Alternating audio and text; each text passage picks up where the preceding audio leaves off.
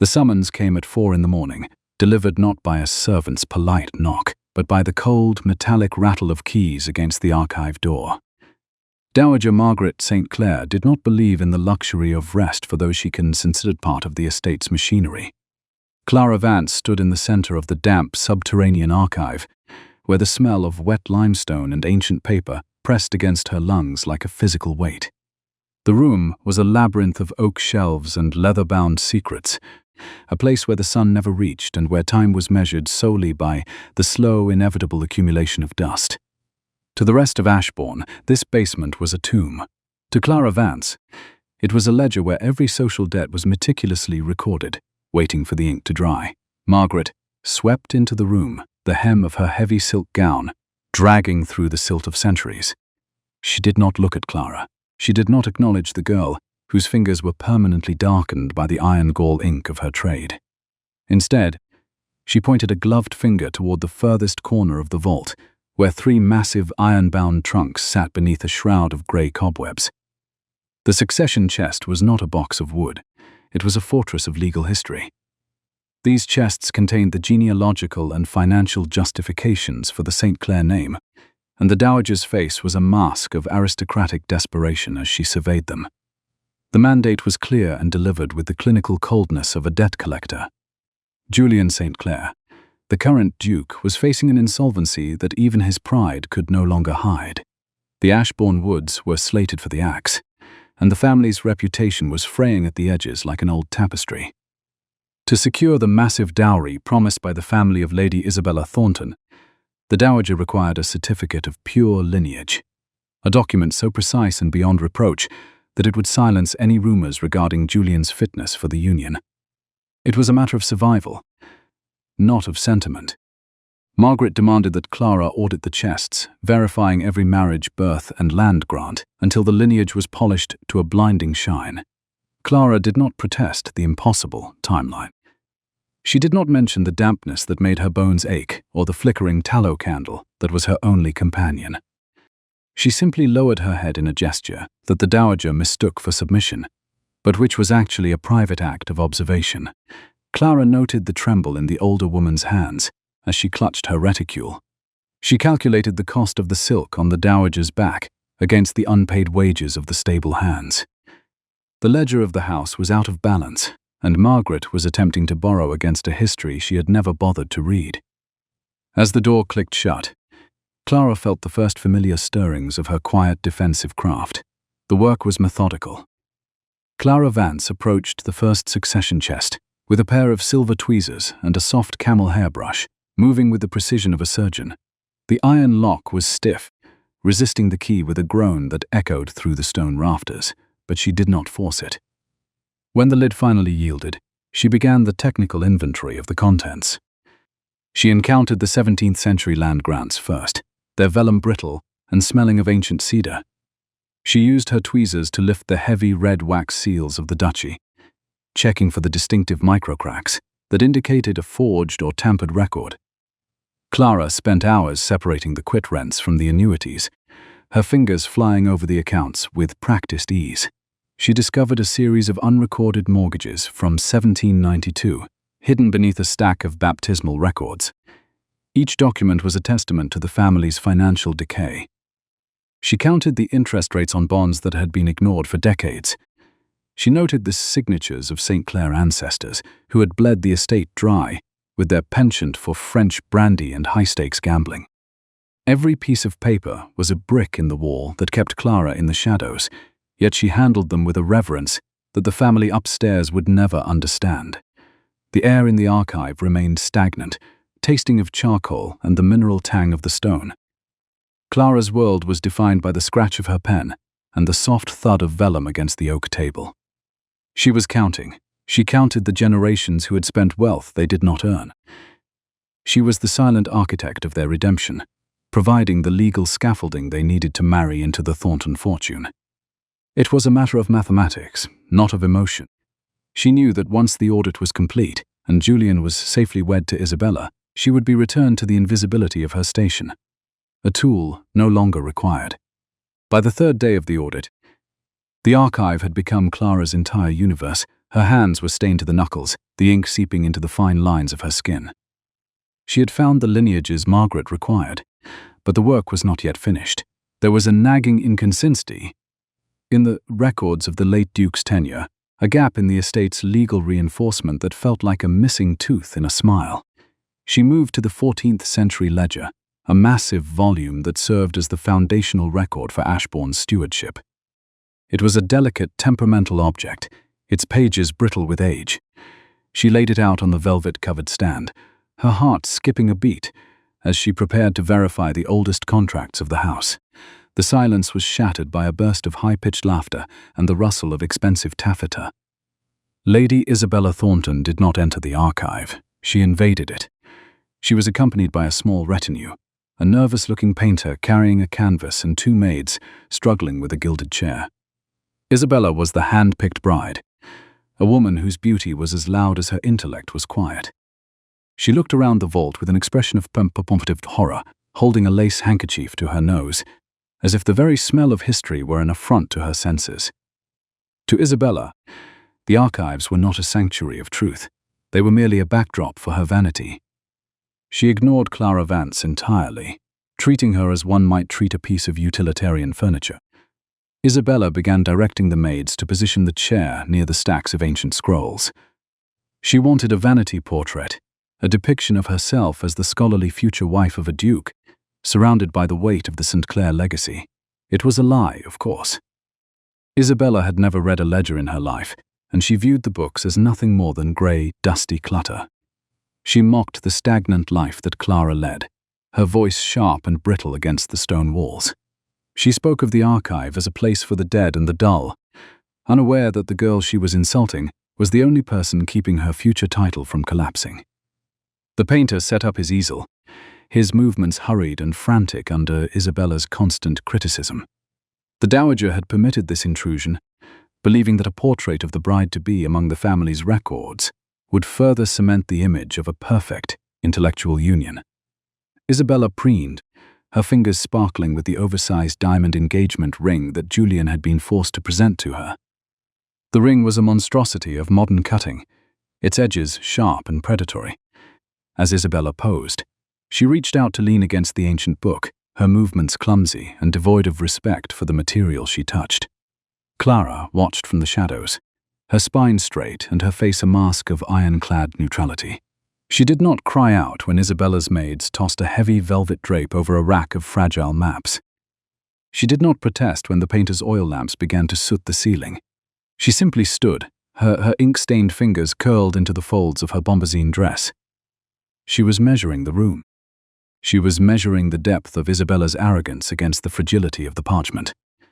The scene was a grotesque parody of stewardship, a woman who knew the price of everything and the value of nothing. Standing atop a mountain of history she was incapable of understanding. The artist struggled to capture the light, complaining that the vault was too dark and too oppressive. Isabella grew impatient, her temper flaring like a sudden flame. She began to shift her position, her heavy skirts knocking over a stack of empty archival boxes. She laughed, a sound that was jagged and lacked any true mirth, and made a dismissive comment about the rubbish Clara spent her days protecting. Isabella claimed that once she was established in her new role, she would clear out the basement and turn it into a wine cellar, purging the house of its grey, ink-smelling ghosts. She looked at the foundational tome on the table and called it a useless, moth-eaten relic. In that moment, the power dynamic in the room shifted, though only Clara Vance was aware of it. Isabella's beauty was a temporary currency, a flash of silk in a world of stone. Clara's power was the power of the record, the slow and patient certainty of the written word. She did not flinch when Isabella leaned closer to the ledger, her diamond ring catching the flickering candlelight. Clara did not look away. She recognized the situation for what it was, a collision between unearned status and the meticulous reality of the law. The Dowager had chosen the perfect bride, but she had failed to account for the girl who lived among the records, the one who knew that every grand manor was built on a foundation of paper that could, with a single tear, be brought to the ground. The photo shoot continued for another hour, a grueling display of Isabella's vanity and the painter's exhaustion. Isabella moved with a restless, jerky energy, her frustration with the damp environment growing by the minute. She complained that the dust was ruining her complexion and that the archives were a misery she would never visit again. Clara remained a silent observer, her presence so minimal that Isabella eventually stopped acknowledging she was there at all. It was a silent, private art of survival, to be invisible while being the most dangerous person in the room. Clara knew that the ledger was not a book of records. It was a weapon of survival that required only the right moment to be unsheathed. As the sun began to set far above them, casting long, distorted shadows across the stone floor, the tension in the vault reached a breaking point. Isabella prepared for the final pose, a dramatic stance that required her to rest her hand directly on the open vellum of the relic. She did not care that the oils from her skin would stain the parchment. She did not care that the weight of her arm was straining the ancient binding. She was focused entirely on her own reflection in the painter's eyes. Clara Vance took a single step forward, her heart beating with the steady, rhythmic pulse of a clock. She knew that something was about to give. The audit was no longer just a task. It was a reckoning, and the first blow was about to be struck by the very hand that sought to claim the Duke's name. The light in the vault had turned a bruised, sickly purple.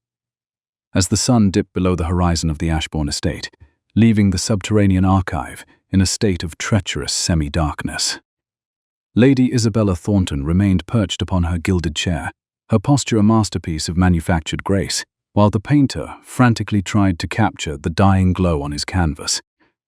Clara Vance stood 3 paces back, her shadow merging with the towering oak shelves, her presence so still that she had become nearly indistinguishable from the stone pillars. She was counting the seconds between the painter's brushstrokes and the heavy, rhythmic ticking of the long-case clock near the stairs. It was a matter of timing, not of chance.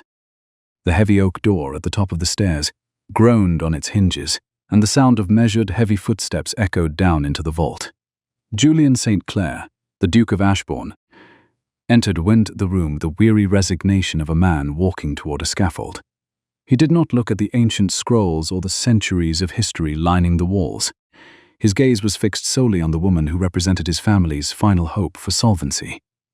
Julian was a man defined by a winter-grey silence, his shoulders burdened by the invisible weight of the mortgages and debts Clara had discovered in the succession chests.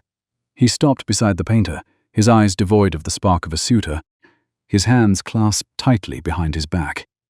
Isabella preened at his arrival, her movements becoming even more exaggerated, her laughter ringing out like the sharp strike of flint against steel. She wanted his attention, but more than that, she wanted to assert her dominance over the very environment that Julian St. Clair held sacred. She reached out, her hand fluttering toward the venerable text as if it were a common trinket. She began to speak of the improvements she intended for the estate, her voice high and dismissive, while her fingers traced the edge of the ancient vellum. Julian watched her with an expression of polite indifference, but Clara Vance saw the slight tightening of his jaw, a micro-gesture of discomfort that the bride-to-be was too shallow to perceive. The disaster happened in the space of a single, breath-held moment. Isabella, in an attempt to adjust her heavy taffeta skirts for a more dramatic silhouette, leaned her full weight against the table. Her movements were jerky, lacking the quiet discipline that the archive demanded, as she shifted the oversized diamond on her engagement ring. A stone so large it was vulgar caught the jagged edge of the ledger's cover. Instead of pulling back, Isabella laughed at some perceived wit from the painter and jerked her hand away with a careless, sweeping motion. The diamond was not a jewel in that moment. It was a weapon of modern vanity cutting through the heart of a medieval legacy. The sound was small, yet in the vaulted silence of the archive, it screamed. It was a dry, sickening rasp, the sound of 500-year-old vellum yielding to the pressure of carbon and greed. The diamond snagged the top corner of a primary page, the one containing the foundational land grants of the St. Clair line, and tore a jagged, 3-inch hole down toward the center of the text. The parchment, brittle and unforgiving, did not merely rip. It shattered at the edges, sending tiny, translucent flakes of history drifting onto the floor like winter frost. Isabella Thornton stared at her hand for a second, then looked at the ruin she had created with an expression of mild annoyance. Julian St. stepped forward, his breath hitching in a way that betrayed the depth of his internal shock. He reached for the book, his fingers hovering over the tear, as if he could heal the wound through sheer will, but he did not touch it. He knew nothing of the chemistry of preservation or the mechanics of repair. He saw only the destruction of a record that had survived wars, plagues, and fires, only to be ended by a clumsy gesture in a basement. Isabella, sensing the shift in the air, let out a decorative pout and suggested that the book was likely falling apart anyway. She claimed it was a sign that the archives were indeed the rubbish she had named them, and that Julian should be glad to be rid of such dusty, fragile things. Clara Vance did not wait for an invitation. She moved from the shadows with the efficiency of a silent machine, her blackened fingertips already reaching for the archival weights she kept on her workstation. She avoided glancing at the Duke. She did not acknowledge the woman who had just committed a crime against the very concept of continuity. Instead, she placed the weights at the corners of the ledger to prevent further curling of the torn vellum. She worked with a clinical, detached focus, her spine as straight as a ledger line. She was the architect of restoration, and her hands did not tremble as she surveyed the damage. Isabella's voice became sharper, more defensive, as she realized that the plain girl was now the center of Julian's attention. She attempted to mock Clara's urgency, calling the repair a waste of good candlelight, but Julian St. did not answer her. He was watching Clara's fingers, noting the way she handled the parchment with a reverence he had never seen before. Clara Vance could feel his gaze, cold, analytical, and increasingly curious. But she did not grant him the satisfaction of a glance. She was counting the fibers of the vellum. She was calculating the acidity and temper of the starch paste she would need. It was a matter of restoration, not of social etiquette. The sitting was terminated with a brusque, final command from the Duke. He escorted Isabella Thornton and her retinue out of the vault, his voice a low, vibrating rumble that lacked any warmth. The heavy doors closed, and for the first time in days, the archive was returned to the silence of the stone and the dust. Clara Vance stood alone in the pool of candlelight, the torn ledger spread before her like an open wound. She did not feel anger. Anger was an emotion for those who had the luxury of choice. She felt only the steady, rhythmic drive of the work that lay ahead. The house was breaking, the family was failing, and now their history was literally torn in two. Hours passed as the house above her settled into the deep, uneasy sleep of the insolvent. Clara Vance prepared her tools with the meticulous care of an alchemist. She lit a secondary lamp, its yellow glow illuminating the microscopic details of the tear. She brought out her fine-tipped brushes, her bone folder, and the small jar of wheat starch paste she had prepared in the kitchens. To anyone else, the task was a tedious chore of domestic maintenance. To Clara, it was an intimate act of self-preservation. To mend the book was to maintain her own sanctuary, to ensure that the one place where she held absolute competence remained whole. She began the delicate process of realigning the fibers of the vellum. With meticulous patience, Clara Vance peered through a magnifying glass to tease the jagged edges back into place, her movements so precise that they seemed to mimic the slow growth of a plant. She applied a sliver of gold-beater's skin, a membrane so thin it was almost invisible, to the back of the tear, smoothing it down with the bone folder. The work was rhythmic and meditative, a counterpulse to the chaos of the Thornton invasion. As she worked on the reverse side of the page, she noticed something that had been hidden by the original binding. A secondary layer of parchment that had been glued behind the land grant as a reinforcement. This was not a standard archival practice. The reinforcement was too thick, its texture differing significantly from the surrounding vellum. Clara Vance paused, her needle-fine brush held mid-air. She felt a familiar pull in her chest, the instinct of a seeker who has found a flaw in a perfect facade. With a heated palette knife, she began to apply a gentle, controlled warmth to the edges of the reinforcement. She did not rush, she did not force the material. She waited for the ancient glue to soften, her heart beating in time with the flickering flame of the lamp. Slowly, the secondary parchment began to peel away, revealing a hidden surface that had not seen the light for nearly 20 years. The document she uncovered was not part of the land grant. It was a separate deed, written in a cramped, legalistic hand that Clara recognized immediately as belonging to the late Duke's personal solicitor. At the top of the page, the words "Deed of Perpetual Joinder" were inscribed in a heavy, archaic script that seemed to vibrate with a sudden, terrible energy. Clara's breath caught in her throat as she began to translate the dense, Latin-inflected English. This was not a record of land or tithes. It was a contract of blood and law, a foundational agreement signed by Julian's father and her own during a period of extreme political and financial instability. The joinder was a legal relic, a form of civil union intended to bind the interests of two families so tightly that no creditor or rival could separate them. It outlined a childhood betrothal between the infant heir of Ashbourne and the daughter of the estate's most trusted steward, a pact designed to safeguard the Vance family's management rights and the St. Clair's physical borders. But as Clara Vance read further, her eyes widening with every line, she realized the document contained a lethal technicality. The betrothal had been structured not as a promise of future intent, but as an automatic civil marriage that would mature and become legally binding on the participants' 21st birthdays, unless a formal instrument of severance was registered with the High Court of Chancery. Clara Vance felt a sudden cold wave of realization wash over her. She was 22. Julian St. was 26. She moved her finger down the page, tracing the dates with a hand that had gone numb. Neither her father nor the late Duke had survived to see the children reach their majority, and in the ensuing chaos of debts and succession, the archaic contract had been forgotten, buried beneath a layer of vellum in a desperate attempt to hide a legal entanglement that might have discouraged future suitors. No severance had ever been signed. No instrument of dissolution had ever been filed. According to the laws of coverture and the specific language of the joinder, Clara Vance was not the Duke's secretary. She was not a nameless clerk in a bombazine dress.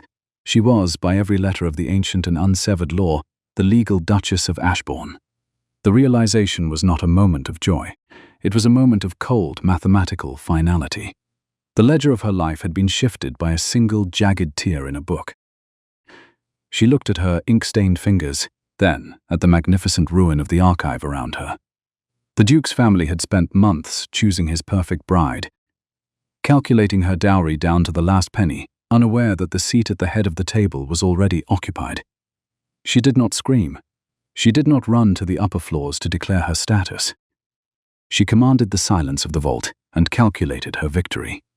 She counted the days until the wedding. She counted the signatures required to finalize the Thornton merger. She counted the cost of the Duke's woods against the weight of the document in her hand. The betrothal pact was not a piece of paper. It was a fortress, and she was the only one who held the keys. Clara Vance took a deep breath, the smell of dust and old ink filling her lungs, and picked up her pen. There was a new ledger to be written, one where every debt of the St. Clair family would finally be balanced against the truth of her own name. The morning air was a thin, grey ribbon of cold that wound through the drafty corridors of Ashbourne. But Clara did not seek the warmth of the hearth. She carried the binding document against her ribs, the parchment a stiff, hidden weight beneath her bombazine bodice. Her fingers remained dark with the iron-gall residue of the previous night's mending of the 14th century ledger. They ached with a dull, rhythmic throb that matched the ticking of the clock in the grand hall. To the servants preparing the morning tea, she was merely the archival ghost returning to her haunt. They did not see the legal wife of Julian St. They saw only the clerk. Clara moved with a calculated silence, her boots making no sound on the heavy wool runners of the upper floors. She needed the library, not the dusty vault of the archives, but the grand repository of the public intellect of the St. Clair line. The library was a room of mahogany and silence that smelled of beeswax, expensive leather, and the faint, sweet scent of dying lilies. It was a space designed to impress rather than to be used. Thousands of volumes stood like silent, gold-lettered soldiers on shelves that reached toward a painted ceiling. Clara moved directly to the legal annex, a section where the air was colder and the books were bound in the somber, unyielding calfskin of the law. She did not need a ladder. She knew the geography of these shelves by heart. Having spent years organizing the chaos left by the late Duke, she sought specific commentaries on the laws of coverture. She needed the archaic precedents of the High Court of Chancery that had governed the chaotic years of the family tenure. The search was not a matter of hope, but of verification. She laid the volumes out on a heavy oak table, the sound of the leather covers hitting the wood like a series of soft, decisive blows. She found the entry for a perpetual joinder. This was a rare, secular contract used primarily during the early Restoration to bypass ecclesiastical hurdles. It was a machine of ink and intent, a legal binding so tight that even death struggled to unravel it. The statute stated that such a joinder, if registered and never dissolved, functioned as a self-executing contract of marriage. Clara traced the lines of the text with needle-fine precision. Her eyes moved across the dense Latinate English as if she were auditing a soul. She found the clause she required, buried in a footnote of an old commentary. Any joinder of blood and interest, not dissolved by a formal cancellation before the participants reach their 21st year, shall be deemed a civil union of full and irrevocable standing. She counted the years. She was 22. Julian St. Clair was 26. They had both crossed the threshold of the machine's maturity without a single stroke of a pen to stop it. The formal cancellation was a ghost, a document that did not exist in the succession chest and had never been filed. The ledger of her life was no longer a blank page. It was a recorded deed. The realization sat in the center of her mind like a perfectly balanced ledger entry. She was no longer the secretary of the Duke. She was not a nameless dependent of the St. Clair charity. She was his legal wife, the senior partner in a house that was currently being sold out from under her. The elderly matriarch was a woman who treated her as less than the dust on the floor. Now, the elder woman was planning a merger with the Thornton family, calculating a dowry that would, technically, belong to the woman already standing in the library. It was a paradox of status. Clara possessed the title but lacked the visibility.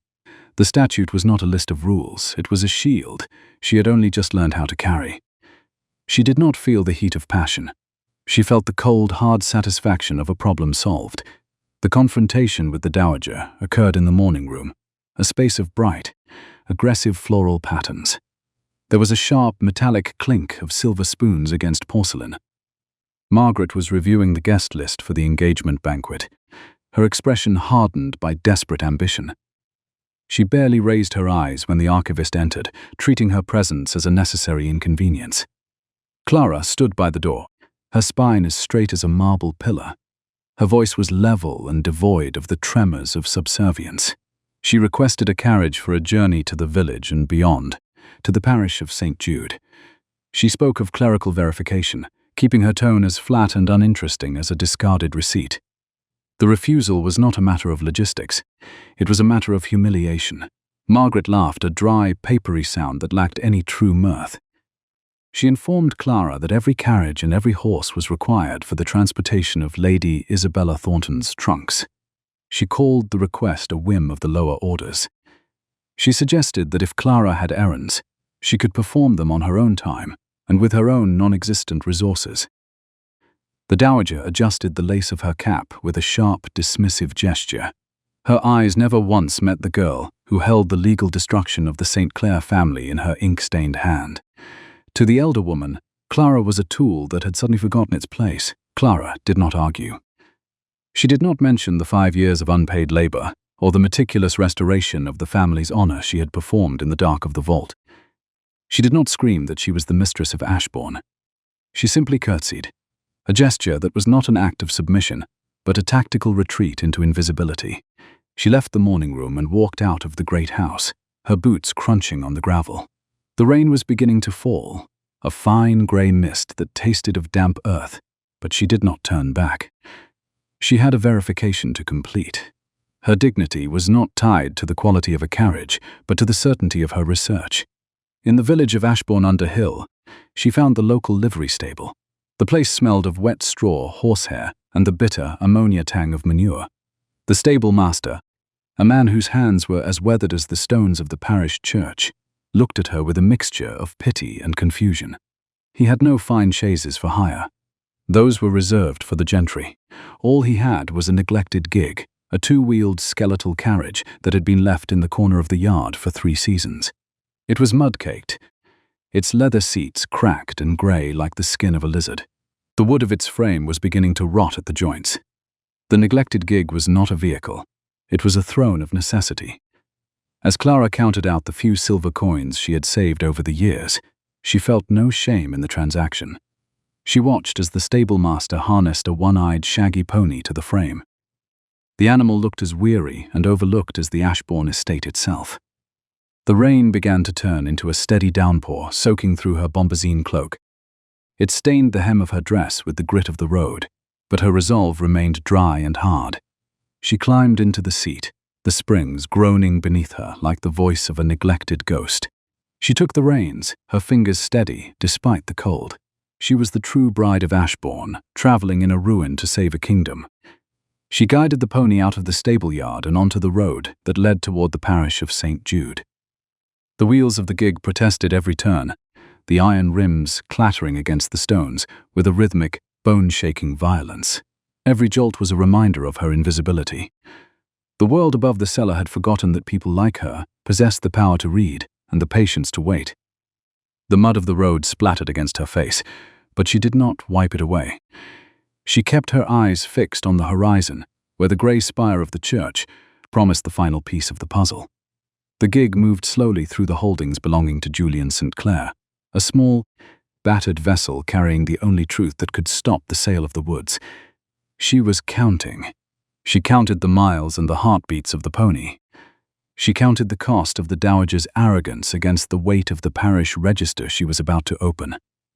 Action was required here, not emotion. The rain was cold and the wind was sharp. But Clara did not flinch. She was the architect of her own redemption. The foundation she had built in the darkness of the archive was about to be tested by the light of the church. The Duca's family had chosen Lady Isabella Thornton as his perfect bride, but they had failed to account for the girl in the mud. She was the one who knew that a marriage meant far more than a ballroom or a gown. It was a matter of a record that could never be erased. As the spire of St. Jude's appeared through the mist, Clara felt a sudden, expansive sense of peace. The social isolation that Margaret had intended as a punishment had become her greatest weapon. By refusing her a carriage, the dowager had granted her the freedom of the invisible. No one would look at a girl in a ruined gig. No one would suspect that the mud-stained traveller was the woman who held the keys to the estate. She reached for the hidden marriage contract, checking to ensure it was still dry against her ribs. The vellum was warm from her body, a living contract that was finally ready to be voiced. The journey was not an exile. It was a deployment. She tightened her grip on the reins and moved forward, the sound of the rain against the gig's hood, the only music she required. She arrived at the parish gate just as the afternoon light began to fail. The stone walls of the church rose like a fortress of memory against the darkening sky. The pony was lathered and tired, its breath coming in white plumes that vanished into the damp air. Clara climbed down from the gig, her legs stiff and her joints aching from the vibration of the road. She smoothed her wet skirts with her ink-stained fingers, her posture as rigid as the law she had come to invoke. She hardly appeared as a lady of high standing, but she carried the weight of the St. Clair history in her pocket. She walked toward the vicarage door, each step a deliberate entry into a new ledger. When the vicar opened the door, he saw a woman soaked to the bone. Her face was smeared with the grime of the road, but her eyes held a clarity that stopped his polite refusal before it could be spoken. She did not ask for charity or plead for warmth. She simply reached into her bodice and produced the ancient binding agreement. The parchment was miraculously dry despite the storm. She spoke his name, Thomas Miller, with the authority of a woman who had spent 5 years auditing the secrets of the powerful. She requested the parish registers for the year of her birth and the decade following. It was not a request for a favor, it was a demand for the truth. The man stepped aside, recognizing the quiet power of a person who values the precision of ink over the noise of the world. In the flickering candlelight of the vestry, the final count was about to begin. The door to the vestry clicked shut, a sharp, metallic sound that severed the record room from the rest of the rain-battered world. Vicar Thomas Miller did not speak as he crossed the small stone-floored space. He moved with the practiced gravity of a man who held the keys to the history of the parish of St. Jude, his shadow stretching long and thin against the cedar-lined walls. Clara Vance stood in the center of the room, the moisture from her bombazine cloak creating a dark circle on the flagstones.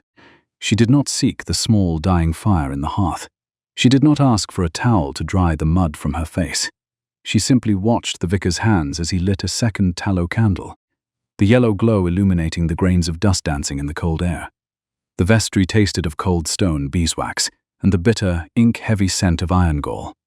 It was a space defined by the slow, patient accumulation of truth, a sanctuary where the noise of the social world was replaced by the silent authority of the register.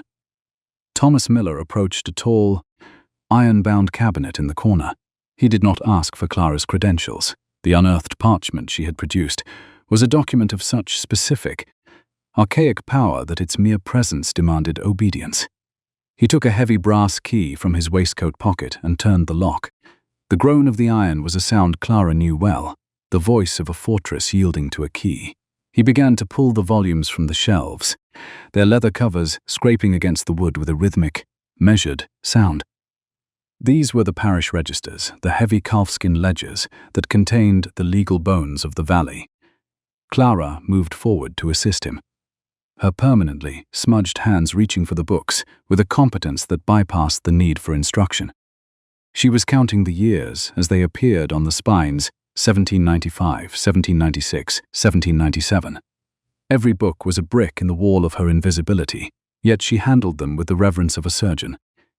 She understood that every life in Ashbourne's was recorded here, waiting for the right eye to find the flaw in the entry. They worked in a silence broken only by the frantic drumming of the rain against the leaded windows. Thomas Miller found the register for 1798, a volume of dark, oil-treated leather that felt cold and heavy in his hands. He laid it open on the oak desk, the parchment pages turning with a dry papery rasp. Clara leaned in, the candlelight reflecting in the clarity of her eyes. She was not looking for a marriage of hearts. She was looking for a marriage of law. She was looking for the secular machine that had been set in motion when she was an infant, a contract of joinder that had never been repudiated. The investigation relied not on hope, but on verification. Clara Vance followed the vicar's finger as it traced the columns of copperplate script. They passed the baptisms and the burials, moving into the specialized section for civil registrations and deeds of intent. The air in the vestry seemed to grow thinner, the temperature dropping as they reached the winter months of 1798. Clara counted the heartbeats of the clock on the wall, each one a second closer to the dissolution of the lies told by the Duke's mother. They found it at the bottom of the 16th page. The entry was not an ornament, it was a recorded fact, by irrevocable union. The lineage of Vance and the house of St. Clair are hereby bound in interest and person. The names were there, inscribed with a permanence that made the gold-lettered library at Ashbourne Estate feel like a collection of fairy tales. Clara Vance, Julian St. The document recorded the specific dates of their births and the automatic maturity of the bond upon their 21st years. Mathematics dictated the bond, not emotion.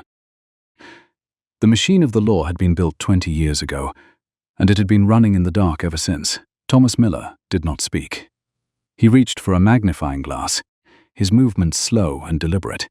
In a parish register, a severance or a cancellation was always noted in the margin in red ink, a scarlet mark of dissolution that signaled the end of a contract. He moved the glass down the page, his breath catching in a small, audible hitch. The vellum was clean. The ink of the original entry remained dark and unmarred by the secondary stroke of a severance filing. There was no instrument of severance. There was no record of a cancellation filed by either party upon reaching their majority. The ledger of the parish was in perfect, terrible balance. Clara felt a sudden, expansive clarity that was colder than the rain outside. The logic of the law had held where the loyalty of the family had failed. The imperious widow had spent 2 decades treating Clara as a tool to be used and discarded. Unaware that the girl in the archive was the only woman who could legally claim the family name. The marriage was not a matter of a ceremony in a chapel or a gown of white silk. It was a matter of a recorded deed that had never been broken. She was the legal wife of Julian St, and his impending marriage to Lady Isabella Thornton was not a union. It was a legal impossibility. The vicar looked up, his face a mask of profound, quiet shock. He recognized the implications immediately. To acknowledge this record was to dismantle the social scaffolding of the county's most powerful house. He saw the girl in the wet dress and realized she was the woman who would veto the future of Julian St. Clair. He asked her, his voice a low whisper, if she understood what this meant for the estate. Clara did not hesitate.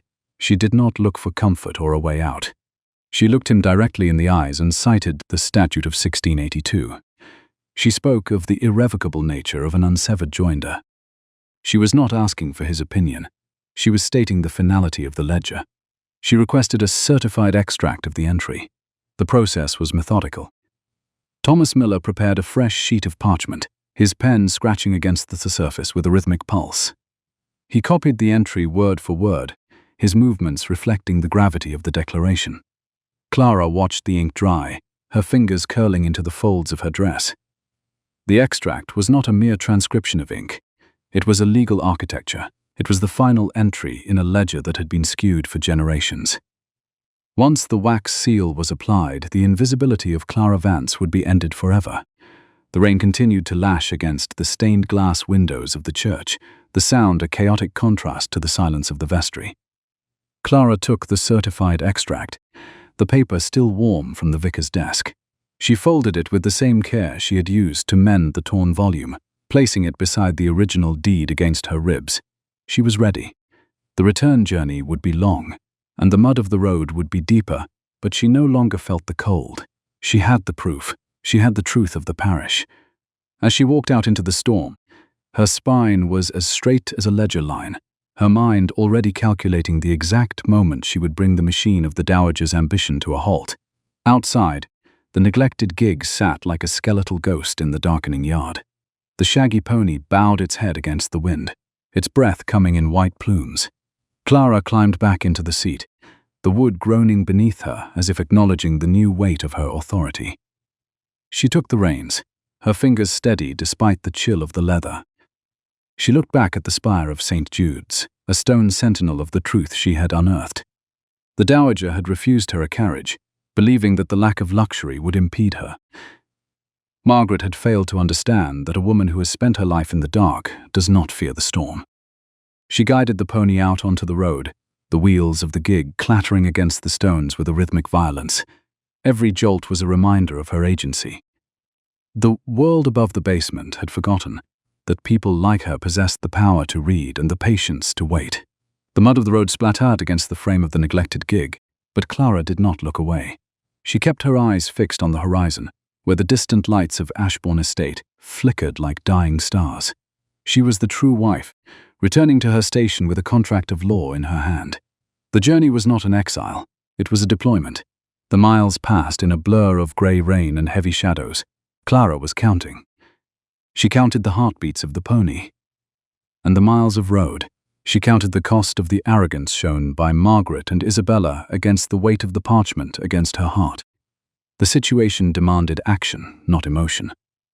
She knew that Julian St. Clair would be preparing for the engagement banquet, oblivious to the fact that his perfect bride was a legal shadow. She knew that Lady Isabella Thornton would be preening in her jewels, unaware that her diamond ring had been the very tool that unearthed the truth of her displacement. As she reached the gates of the estate, the grand manor house rose out of the mist like a monument to a fading power. Clara did not drive the gig to the front entrance. She steered the pony toward the stables, her movements quiet and deliberate. She would not announce her arrival with a flourish.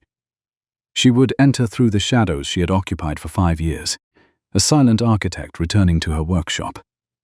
The ledger of the House of St. Clair was finally in balance, and Clara Vance was the only one who knew how to read the final total.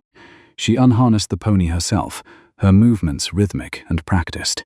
She left the neglected gig in the corner of the stable yard, its mud-caked wheels a testament to the distance she had traveled. She smoothed her wet bombazine skirts and adjusted her cloak, her expression set in iron-clad neutrality. She carried none of the visual hallmarks of a duke's wife. She looked like a clerk returning from a tedious errand. But as she walked toward the side entrance of the house, her boots making a steady sound on the stone path, she carried the power to unseat a dynasty. The kitchen was a chaos of activity, filled with the smell of roasting meat and the frantic energy of servants preparing for the banquet. No one noticed Clara slipping through the service corridor. They were focused on the perfection of the meal, on the status of the Thornton guests, on the desperate performance of wealth that Dowager Margaret St. Clair had orchestrated. Clara moved past them like a ghost, her presence so minimal that she was invisible even in the light. She reached the stairs to the archive, the door clicking open under her hand. The basement was cold and tasted of wet stone, but for the first time it felt like a kingdom. Clara Vance lit a single candle and sat at her desk, the 14th century ledger still lying open where she had left it. She took the certified extract from the parish and laid it beside the torn page. The jagged hole that Isabella's ring had created was now a window into the truth. She began to write her formal declaration of rights, her pen moving across the paper with the rhythmic pulse of a clock. She was not a victim of the neglect of Julian St. Clair. She was the auditor of his house, and the final reckoning was only hours away. She counted the signatures, she counted the debts, she counted the cost of a dignity that had been earned through labor and law. The family of Julian St. Clair had chosen his perfect bride, calculating her value in gold and status. But they had failed to account for the woman who lived among the records. They had failed to understand that a marriage involved much more than a ballroom or a gown. It was a matter of a record that could never be erased. Clara Vance closed her eyes for a moment, the silence of the archive filling her lungs. The ledger was balanced. The truth was voiced. And as the bells of the great house began to ring for the banquet, the true wife of Ashbourne prepared to take her place at the table. The stairs leading from the subterranean archive to the main floors of Ashbourne were steep, narrow, and smelled of the same damp limestone that had been Clara Vance's only companion for 3 days. As she ascended, the temperature rose, the air shifting from the mineral chill of a tomb to the suffocating sweetness of hothouse lilies and expensive beeswax. It was the smell of a house performing its own prosperity while the foundation rotted in the dark. Clara did not hurry. She moved with a rhythmic, measured tread, her boots marking the time against the stone. She carried the sealed ultimatum in a heavy cream-colored envelope, the wax seal still slightly warm against her palm. It was not a letter. It was a legal architecture. She reached the library door, pausing to adjust the cuffs of her bombazine dress. Her fingers were still dark with the iron-gall residue of the previous night's work, a permanent stain of her trade that no amount of scrubbing could fully erase. To the family upstairs, these stains were a mark of her service, a visual confirmation of her station as a useful tool. To Clara, they were a record of her competence. She pushed the heavy mahogany door open, the hinges silent and well-oiled, and stepped into a room that was the very heart of the St. Clair vanity. The library was bathed in the sickly emerald glow of the library lamp. The lamp was not a mere source of light.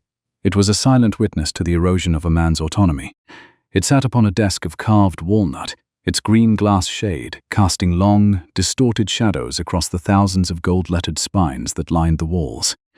Julian St. Clair sat in the pool of light, his head bowed over a map of the Ashbourne woods. He did not look like a duke in that moment. He looked like a man who had spent the evening counting the cost of his own name and finding the total lacking. Clara stood in the shadows near the door, her spine as straight as a ledger line. She watched him for a moment, her analytical mind noting the slump of his shoulders and the way his hand trembled as he traced the boundary lines of the timber he was about to sell. The silence of the room was thick, tasting of old paper and the desperate exhaustion of a failing dynasty.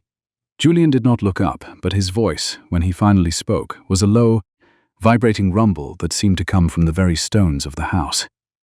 He asked if the audit was complete, his tone devoid of the arrogance that defined his mother. He looked up then, and the green light of the lamp made his winter-grey eyes appear almost translucent. He saw the girl who had lived among his secrets, the one who knew the exact depth of his insolvency. He did not see the Duchess. He saw the archivist who had mended his history. Julian leaned back in his chair, a gesture of profound weariness, and confessed that the Thorntons were arriving for the banquet in less than an hour. He spoke of Lady Isabella with a clinical detachment that was more damning than hatred. He admitted that the dowry was the only thing capable of stopping the bank from seizing the estate, yet his words carried the weight of a man discussing his own funeral. Clara did not offer comfort. She did not provide the soft, ornamental platitudes that Isabella would have used. Instead, she stepped into the circle of light, her presence steady and unyielding. She saw the map on his desk, the proposed clear cutting of the ancient oaks, and felt the burn of the secret she carried. She was the one who could stop the axe. She was the one who could veto the sale. But she remained stoic, her internal struggle masked by her ingrained habit of self-preservation. To speak too soon was to risk the dowager's intervention. To speak too late was to permit a crime. Julian began to speak of the perfection of the bride his family had chosen. He mocked the term, his voice dripping with a dry, intellectual bitterness. He described Isabella's inability to understand the grammar of the land or the history of the house she sought to rule. He confessed that in the hours since the ledger had been torn, he had found himself looking at the empty archives and realizing that the only person in Ashbourne who possessed a shred of integrity was the girl, with the darkened fingertips. It was an admission of intellectual intimacy, a shared look over a complex problem that Julian did not yet realize he had already solved. Clara felt the formal attestation heavy against her ribs.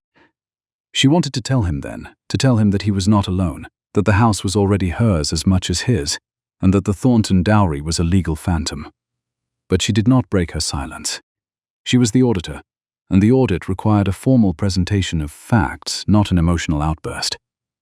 She watched him trace the jagged scar on the mahogany desk, a mark left by a previous generation's anger, and realized that Julian St. Clair was a man who understood the language of loss far better than the language of love.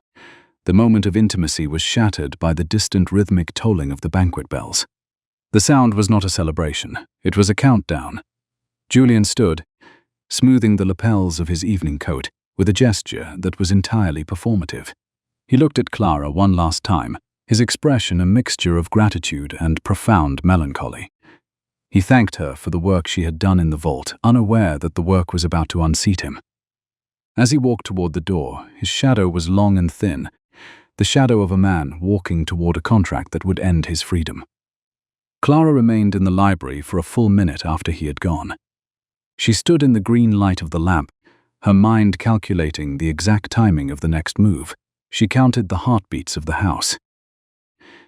She counted the number of guests who would be witnessing the signing. She was the silent architect of the coming reckoning.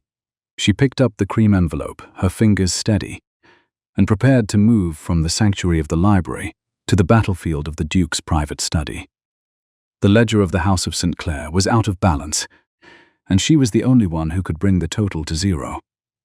The Duke's private study was a room of dark oak and heavy velvet, currently crowded with the architects of a legal fiction. Dowager Margaret St. Clair stood by the window, her silk gown rustling like the wings of a predatory bird. Beside her stood the Thornton solicitor, a man whose face was as grey and bloodless as the parchment he held. Lady Isabella was there as well, a vision of white lace and arrogance, her sharp diamond ring catching the light as she toyed with a silver inkwell. They were waiting for Julian to sign the modern marriage license, the final document that would bind the St. Clair name to the Thornton gold. Julian entered the room, his face a mask of aristocratic iron. He did not look at Isabella. He did not look at his mother. He moved directly to the desk, where the license lay open like a trap. The solicitor offered him a gold-nibbed pen, his movements unctuous and hurried. The dowager's eyes were fixed on her son, her hands clenched so tightly around her fan that the ivory ribs threatened to snap. It was a matter of seconds. The sale of the estate, the marriage of convenience, and the erasure of the Vance family's stewardship were all poised on the tip of that pen. Clara Vance did not knock. She opened the door and stepped into the room, her bombazine dress a dark, somber contrast to the silk and lace of the nobility.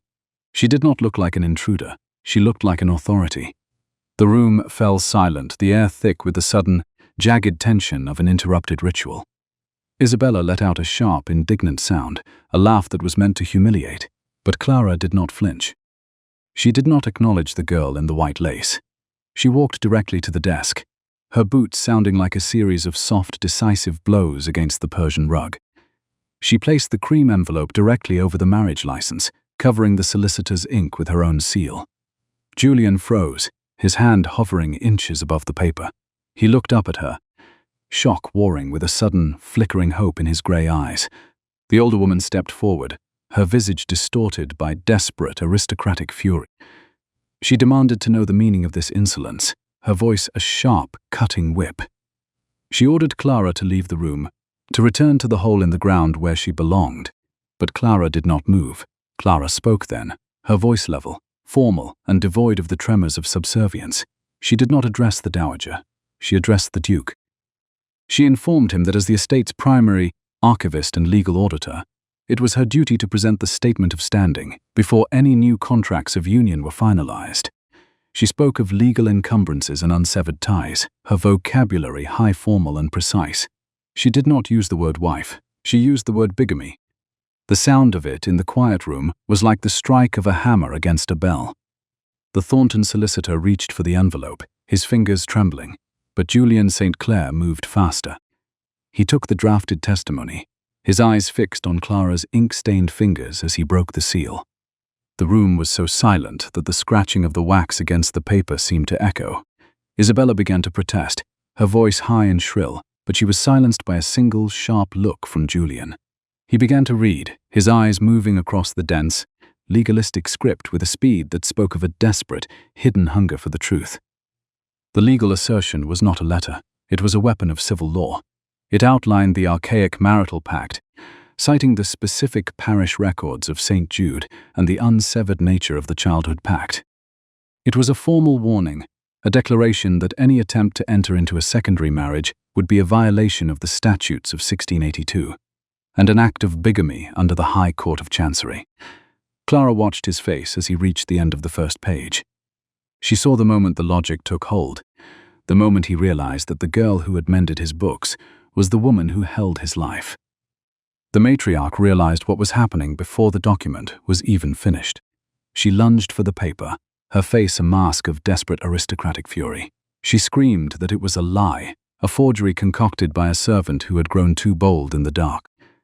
She attempted to snatch the statement from Julian's hands, her nails scratching against the heavy cream parchment.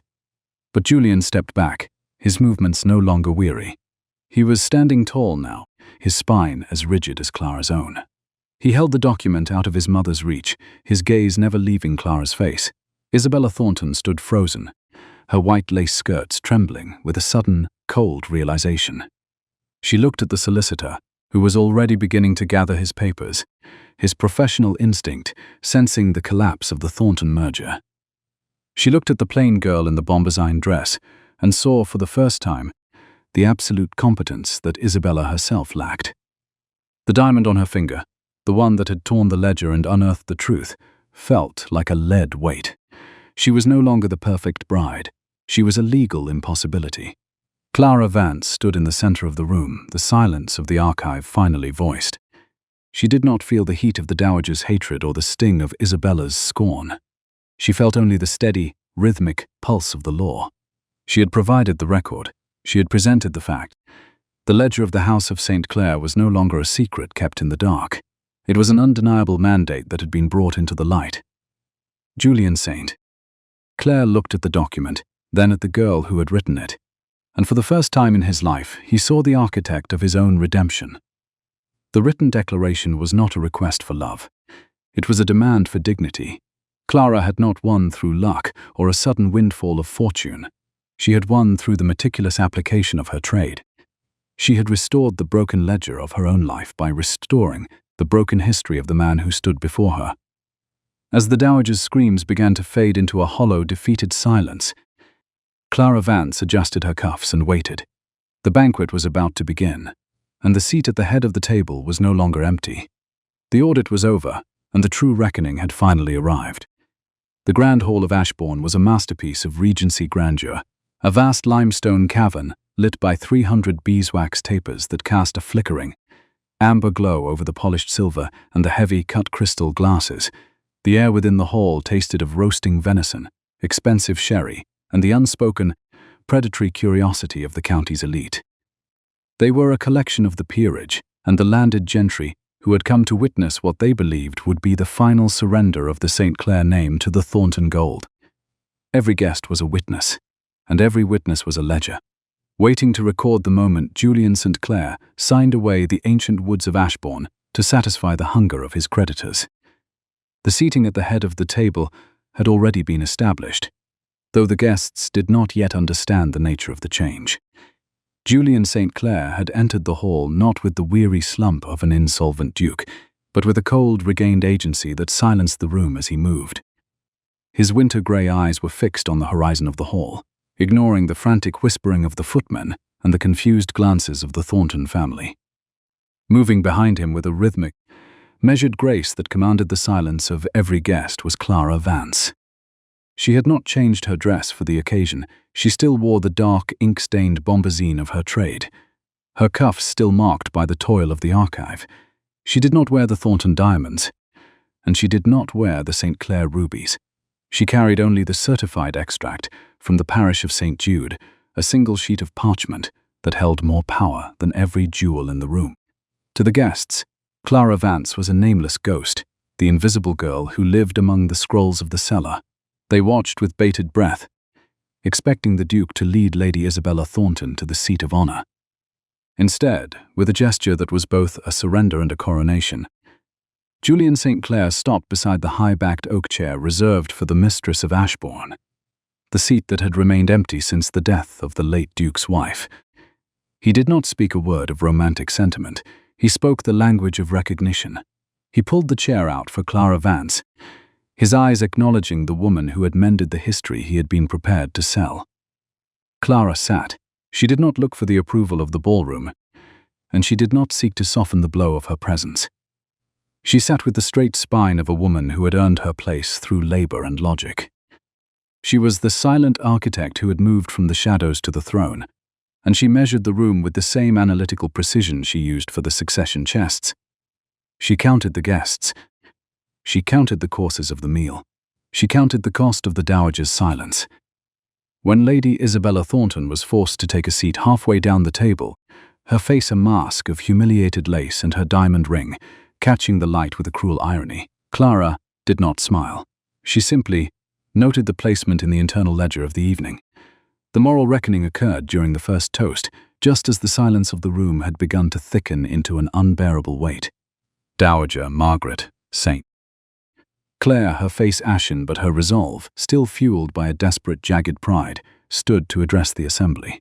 She attempted one final act of social preservation, speaking of the necessity of progress and the strength of the merger between the St. Clairs and the Thorntons. She spoke of the imminent sale of the Ashbourne woods, her voice trembling as she commanded Julian to endorse the destruction of the ancient oaks. She intended to treat the written proclamation as a mere clerical error, a ghost that could be exorcised by the noise of a public announcement. Clara Vance stood then, the light of the tapers catching the dark smudges on her hands. She did not raise her voice, but she spoke with a formal rhythmic authority that silenced the rustle of silk and the clatter of silver. She was not a girl presenting a grievance. She was a sovereign defining a border. She informed the guests, the Thornton solicitor, and the dowager that the medieval ledger was no longer merely a family heirloom. It was a weapon of the state.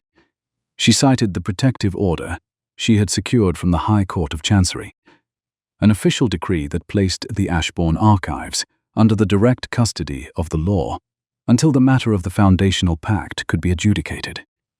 The foundational agreement was not a suggestion of marriage, it was a finalized contract of the blood. Clara produced the certified extract from the 1798 parish entry, verified by Vicar Thomas Miller, which proved that the childhood betrothal had matured into a legal civil marriage on her 21st birthday. There had been no instrument of severance filed, no legal dissolution of the pact. She was, by the immutable laws of the land, the Duchess of Ashbourne. The logic of her words fell over the room like a heavy, suffocating shroud, turning the dowager's rage into a hollow, impotent twitch of her fingers.